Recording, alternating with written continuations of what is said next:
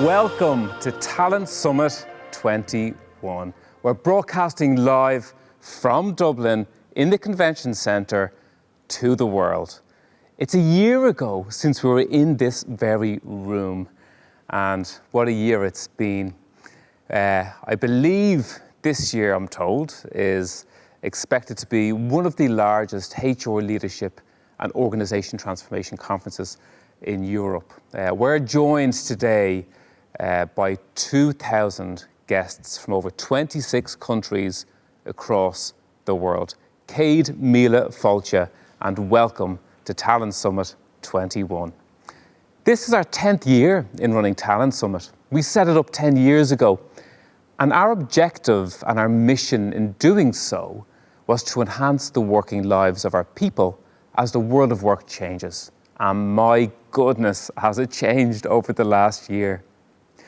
When we set it up originally, we were looking at sharing thought leadership, and we were trying to inspire people to look at why we need to change. This year, however, we're focused on how to change. And when I think of the architecture of the day itself today, and I look at what we've been through, I think if we look at where work will be done, how work will be done, and by whom work will be done, as COVID restrictions lift, is what we will look to share today. If we look back a year ago, the forced dislocation of the workforce from the workplace was forced upon us, and we dealt incredibly well with it. But now we are faced with choice. And this is the key moment, I believe, in our generation of work. Nobody has affected the transformation that we've effected over the last 12 months than the HR leadership and our business leaders who are convened here today. This, I believe, is a once-in-a-generation chance to influence the rate of change that we've been through to ultimately enhance the working lives of our people. And if I look at that opportunity, we have a massive opportunity as a talent leadership community. And that comes with a responsibility, quite frankly. So we now are in a unique position to effect that change for better work for the next generation. And that transformation happens here, it happens now.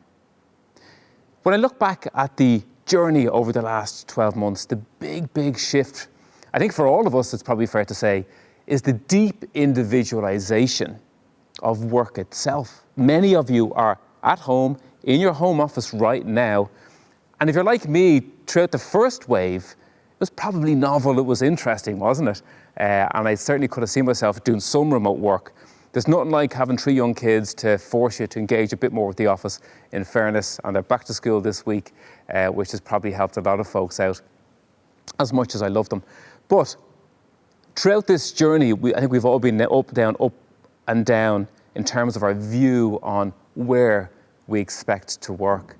And the jury is still out, quite frankly. It's become a really hot topic amongst our workforce, amongst employers in terms of decisions that we're now faced with, and also at political level in terms of decisions and how we look to put structures to enable, to restrict, to support sustainable remote work. Regardless which way we see it, this distribution and decentralization of work itself and how that's experienced by each of us is what has changed in the last 12 months.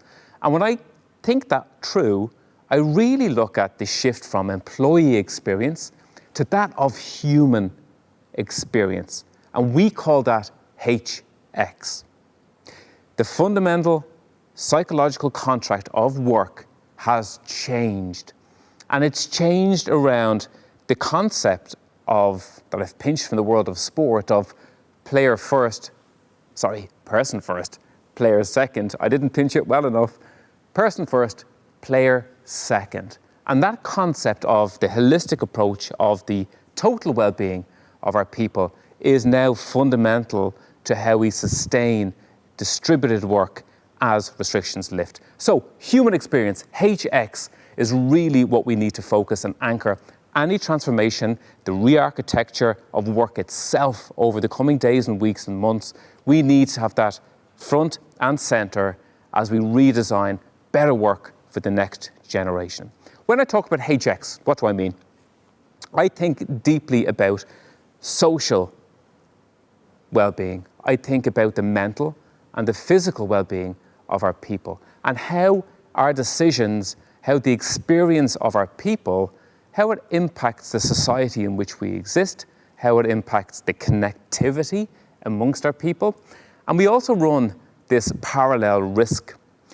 The distribution of work has opened up work to a wider community of people, those who are probably on the margins previously, to different regions, and it will have effect not just on where we work, not just on working lives, but also on society, on how we migrate, on how cities look, on how we kind of build infrastructure. This is a fundamental question that will impact not just the working world, but the world itself over the coming years. So to consider HX and to consider the sustainability of performance in a responsible way, we need to examine what comes from this concept of HX. And looking at HX, that's the first topic that we have here today.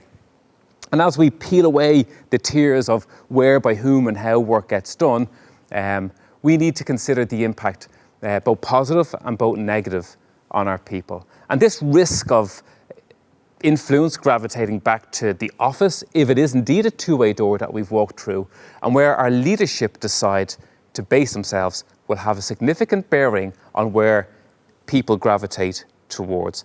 But it's the hybrid workforce I'm most concerned about. Everyone's talking about the hybrid workforce. Remote, we got it. You are an individual contributor. You are focused on the outcome and output of your work effort. And with the freedom of remote work comes the responsibility of sustaining performance. So there's a shared responsibility amongst the distributed workforce. In office, it's back to what we know, we understand that. But this hybrid workforce, which is the emerging cohort, the largest part of the workforce that's now coming on stream by choice and at scale because of restrictions lifting, is really where we'll find ourselves potentially stuck. And I worry that some in-office biases may surface. I worry that we may have this managerial capital built up with those who are closest to management and therefore get the recognition and therefore get promotion opportunity. But also on the flip side, we run the risk of this virtual teaism. This needs to be constantly on. And that is a fundamental part of managing the physical and mental well-being of our people. To explore the concept of HX, human experience, I'd like to welcome our first speaker today. James Brogan is the CEO of Peptalk, the fastest growing, well-being enabled employee experience platform in Europe. James is a good friend and a collaborator of mine and ours, and as you'll see in a moment, I can't see him right now, but he has probably the best hair I have seen in the last 12 months. In fairness, I haven't seen many people in the last 12 months. James, you're very welcome. Thanks a million, Rob. And apologies, I suppose, on the hair front first. Obviously, with lockdown, I haven't had a chance to quite look after that. So, yes, everyone, on behalf, good morning. It's a pleasure and a privilege to have the opportunity to chat about the human experience this morning. I guess for our organisation in Peptalk, this aligns so closely to our mission, and I suppose it validates in a way where we're at as a world of work, that right now a company like Peptalk is presenting around human experience, and it runs as a theme throughout the Talent Summit today.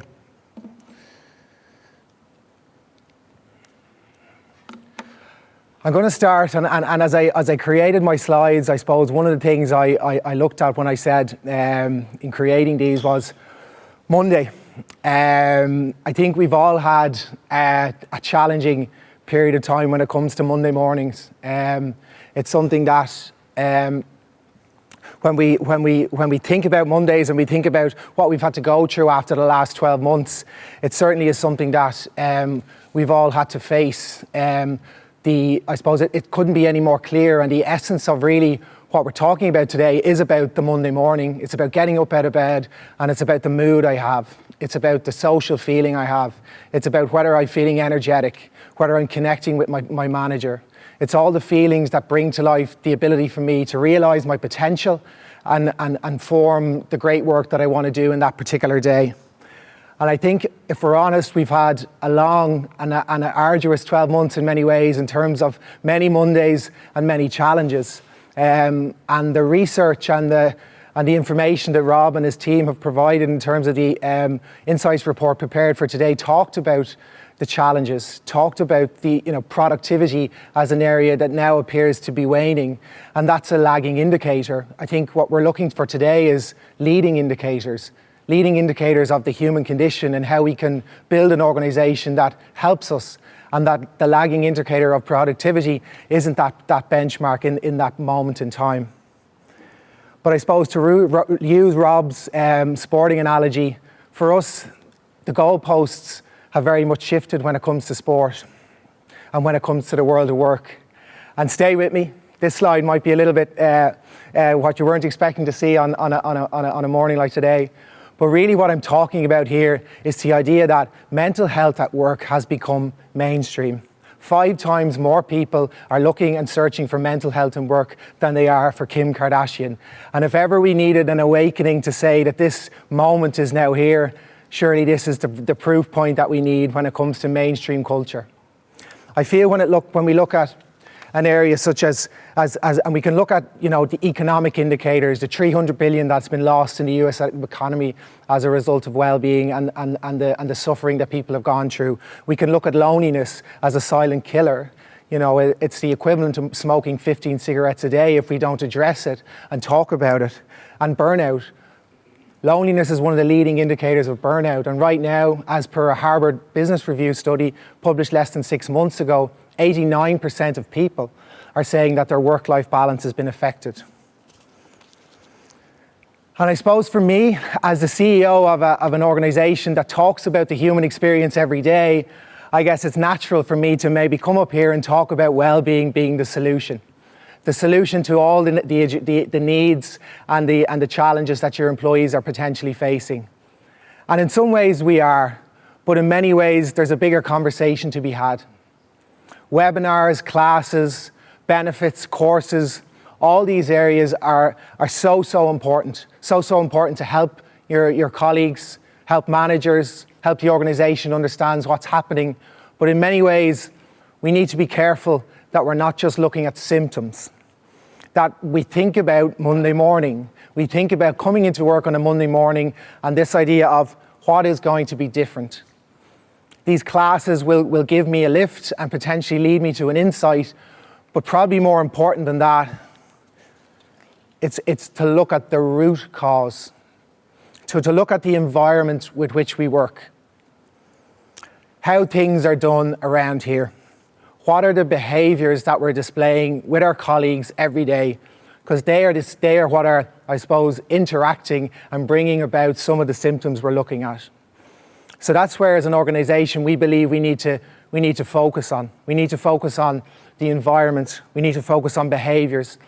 And the question is, how many of our behaviours that we currently are displaying are simply on a different channel? So how many of the behaviours that appeared in work are simply now part of are simply now part of how we interact, and I think that's a really important piece to touch on. Slack, Zoom, emails, all these tools have now become our tools of work, and they represent how we get stuff done. But the question mark for us is, do they represent how things are done and the behaviours that we display? So the journey we need to go on as we've migrated to this new world of work is around understanding that the behaviours that potentially were right may not be the behaviours. And I think that's the challenge for us all, as Rob touched on, building this effective work environment, whatever that looks like, for hybrid, for people that are remote, for people that are in the office predominantly. What does that look like for them? And how do we humanise our behaviours to make sure that we take account of that at all times? So I'm going to talk about behaviours. I'm going to talk about building better habits and how we do that. And the best way to build better habits is to enter into a culture where your behaviours and the desired behaviours that you have are normalised. So we know that there is enormous appetite in organisations for employee well-being, yet one of the barriers we come up against is actual permission to get involved.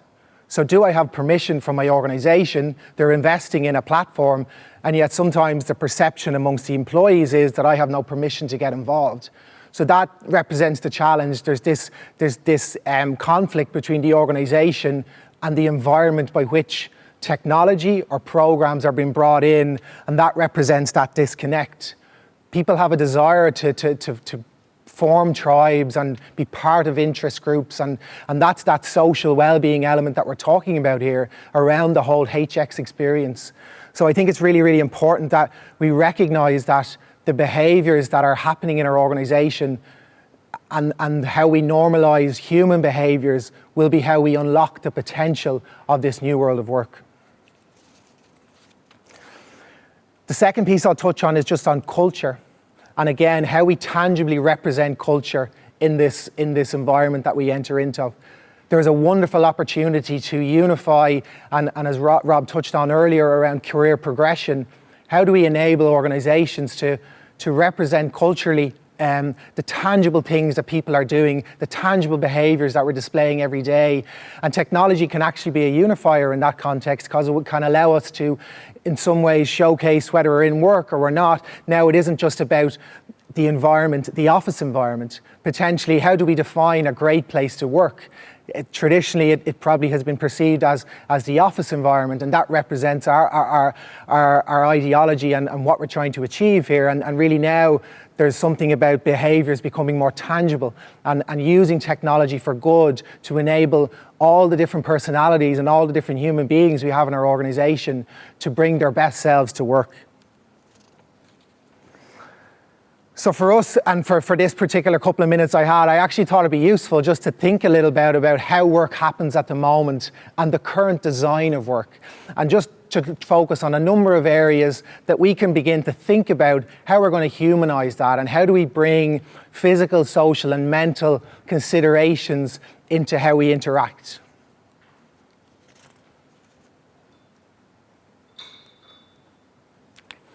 The first point I'll touch on is better conversations. And there's two kind of key points to what I'm going to focus on here. The first is around human conversations. In our organisation, we work with companies to facilitate manager conversations. And they're simple conversations. They're as simple as, what are you grateful for this month? What gives you pleasure in your life? What would you like to do better in 2021? And I think they represent the opportunity here. Is it the idea that compassionate conversations?